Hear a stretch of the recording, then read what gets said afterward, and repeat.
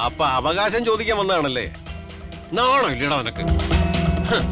അച്ചി വീട്ടിലേക്ക് ചെന്ന് കയറിയതേ ഉള്ളൂ. അതിനു മുമ്പ് അവളുടെ വാക്കും കേട്ട് ഇവിടെ കയറിയൊന്ന് അവകാശം ചോദിക്കാൻ നിനക്ക് ഉളുപ്പില്ലടാ ചക്ക.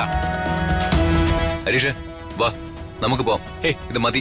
നിക്ക് രാജുവേട്ടാ, അങ്ങനെ വിട്ടാ പറ്റില്ലല്ലോ. ഞാൻ അവകാശം ചോദിക്കുന്നതേ എന്റെ അച്ഛൻ കഷ്ടപ്പെട്ടും ബിസിനസ് നടത്തിയും ചിട്ടിക്കമ്പനി നടത്തിയും ഉണ്ടാക്കിയതിന്റെ പങ്കാ, അല്ലാതെ അമ്മാവന്റെ പൂർവ്വ സ്വത്തിന്റെ പങ്കൊന്നുമല്ല ഞാൻ ചോദിച്ചത്. ഓ അങ്ങനെയാണെങ്കിൽ നിന്റെ അച്ഛൻ കഷ്ടപ്പെട്ടുണ്ടാക്കിയ മുതലിൽ നിന്നുള്ള വിഹിതം, ആ വിഹിതം നീ ചോദിച്ചു വാങ്ങിച്ചോ. അതിന് ഞാൻ എതിര് നിൽക്കുന്നില്ല. നിന്റെ അച്ഛൻ കഷ്ടപ്പെട്ടുണ്ടാക്കിയതിൽ നിന്നുള്ള ഒരു വിഹിതം നിനക്കുള്ളതാ, അത് നിന്റെ അവകാശമാണ്. പക്ഷേ നിന്റെ അച്ഛൻ ബിസിനസ് നടത്തിയും ചിട്ടിക്കമ്പനി നടത്തി സമ്പാദിച്ചതിൽ നിന്നും ഒരു ചില്ലി കാശോ വസ്തുവോ നിനക്ക് തരാൻ ഞാൻ സമ്മതിക്കില്ല. കാരണം ബിസിനസ് നടത്താനും ചിട്ടിക്കമ്പനി തുടങ്ങാനും നിന്റെ അച്ഛന് മൂലധനം നൽകിയതേ ഞാനാ.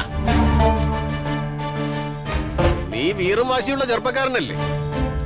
നിന്റെ അമ്മാവന്റെ ഔദാര്യത്തിൽ നിന്ന് നിന്റെ അച്ഛനുണ്ടാക്കിയ സമ്പാദ്യത്തിന്റെ പങ്ക് നിനക്ക് വേണോ? ഇനി സ്വത്തുക്കൾക്ക് വേണ്ടി കോടതിയിലെങ്ങാനും പോണോന്ന് നിനക്ക് തോന്നിയാ? അങ്ങനെ തോന്നിയാലും നിനക്കൊരു ചുക്കും ചെയ്യാനില്ല. നീ എന്റെ പെങ്ങൾക്കും അളിയനും ഉണ്ടായ മകനാണെന്നുള്ളതിനുള്ള തെളിവ് പോലും ഇല്ല ഹരീഷേ. എല്ലാം ദേ കത്തിച്ചാമ്പലായി. നിന്ന് മസിൽ പിടിക്കാതെ ഈ നായികളെ വിളിച്ചോണ്ട് പോവാൻ നോക്കടാ.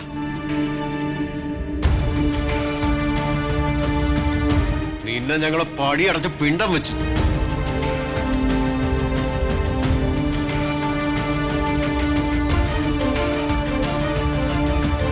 ഹരീഷേ വാ.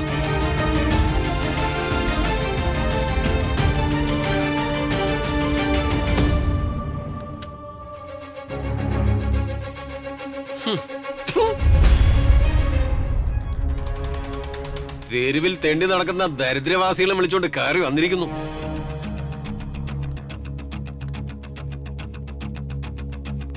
രാജു വേണ്ട.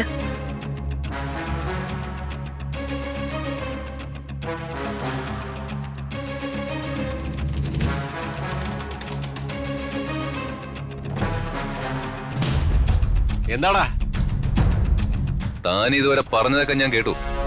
ഹരീഷ് അല്ലാതെ ഒരക്ഷരം ഞങ്ങൾ ആരും തന്നോട് പറഞ്ഞിട്ടില്ല. അത് ഞങ്ങളുടെ മാന്യത. ശ്രീലക്ഷ്മി ഹരീഷും ചെയ്തത് തെറ്റാണ്. ഞാനത് സമ്മതിക്കുന്നു. രക്ഷിതാക്കളുടെ സമ്മതവും അനുവാദവും ഇല്ലാതെ അവര് സ്വന്തം ഇഷ്ടത്തിന് വിവാഹം കഴിച്ചു. നിങ്ങളെപ്പോലെ തന്നെ ഞങ്ങളും അക്കാര്യത്തിൽ വിഷമിക്കുക. പക്ഷെ അതിന്റെ പേരില് തന്റെ വായി കിടക്കുന്ന പുഴുത്ത നാക്കുകൊണ്ട് ഇനിയും ദുഷിച്ച വാക്കുകള് ഞങ്ങൾക്കെതിരെ താൻ ഉപയോഗിച്ചാൽ ഇങ്ങോട്ട് വന്ന കോലത്തിലെ അമ്മാവൻ തിരിച്ചിവിടുന്ന് പോവില്ല.